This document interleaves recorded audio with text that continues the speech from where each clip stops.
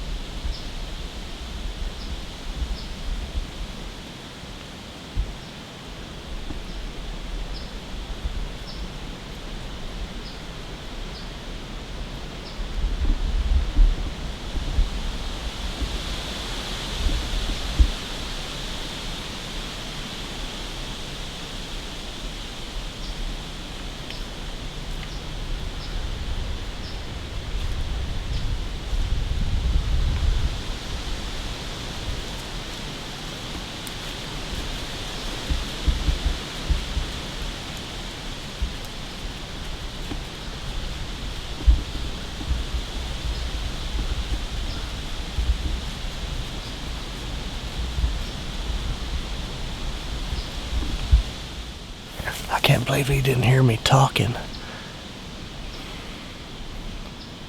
Talk about a first interview though, but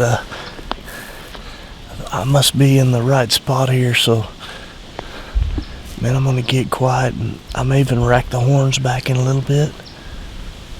I've only been set up for just a few minutes, and I had that cruiser buck came by. He was a young dude, but he came by just like I'd planned right here at this. I've got a trail coming right down through here.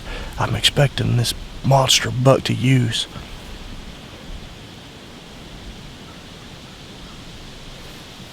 Anyway, stay with me. I think this is gonna be a good day right here.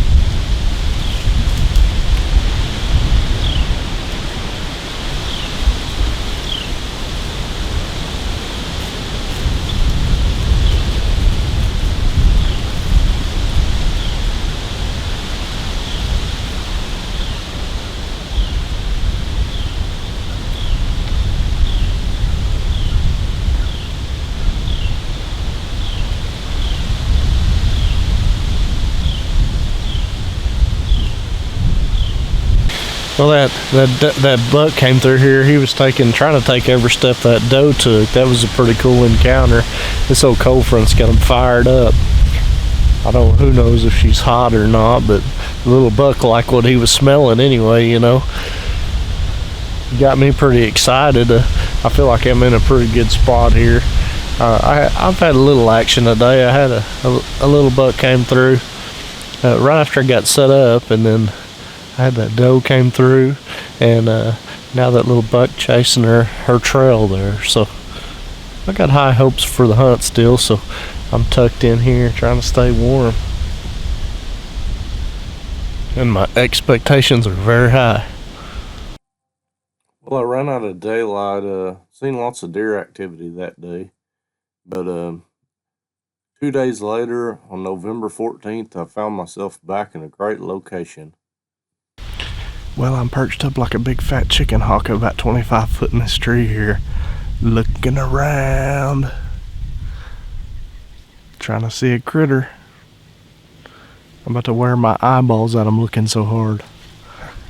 But things are good. I like the situation. I've got the wind blowing just like this. It's November 14th, This is one of my better known rut stands. I've killed a lot of big deer out of it. I'm here. The timing's right. Everything's right. I just need Big Boy to come by. There are some hogs in the area here too. And if one of those comes by, I'm going to go ahead and take that shot. So, big mature deer, feral hog. It's on. I'm crossbow hunting. So I've got some rage broadheads. I'm crossbow hunting. And wish me luck.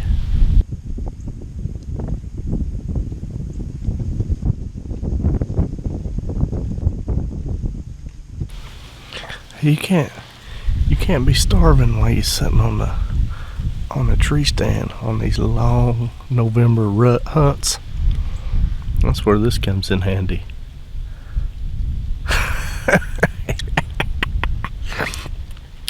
A little Debbie's. I recall last year I was sitting in this same place and I just got done eating one of these and I shot a 5.5-year-old whitetail. He was over 23 inches wide. So you ask why a little Debbie?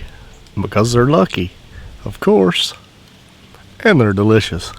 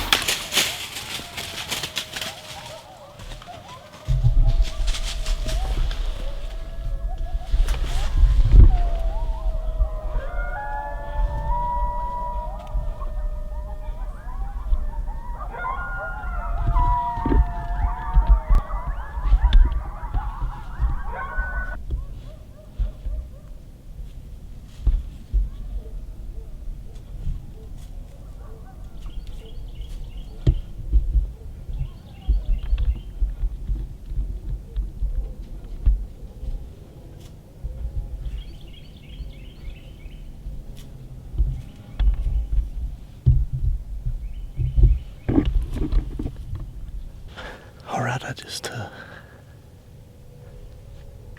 that nice buck came in and I couldn't help it. I had to take that shot. And I've still got a doe right down here.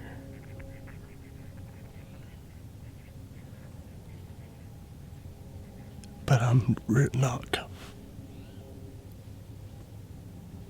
I think that buck may be coming back. I'm not real confident in my shot. The deer ran off. The buck ran off.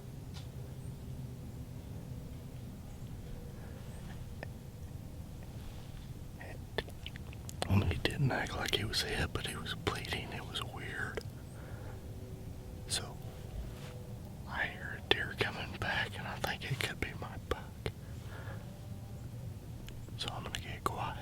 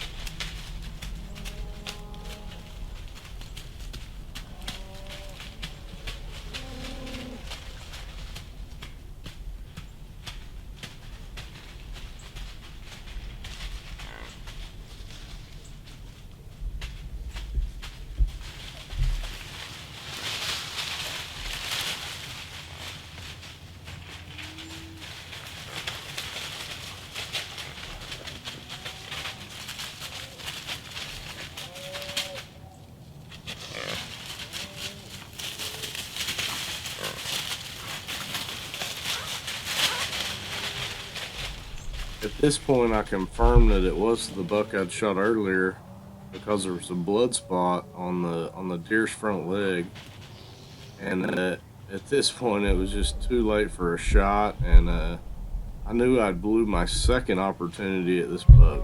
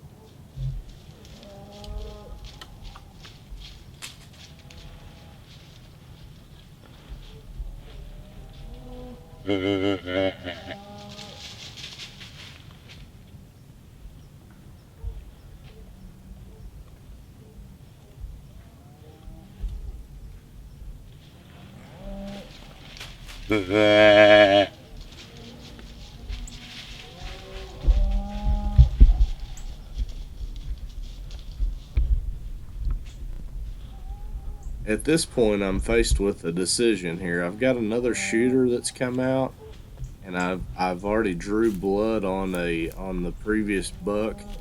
So I don't know if anything's wrong with my equipment or if my scope is off. So I chose to just let this nice buck. I chose to just let him walk. That way I could review more of the footage of the previous buck and check out my equipment and make sure I didn't injure two deer. On the same hunt.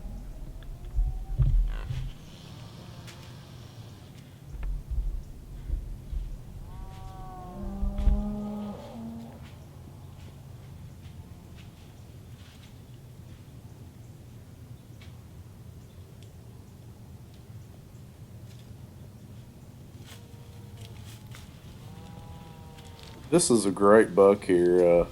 Comment below and tell me if you would take this shot after drawing blood on a previous deer. Just comment yes or no.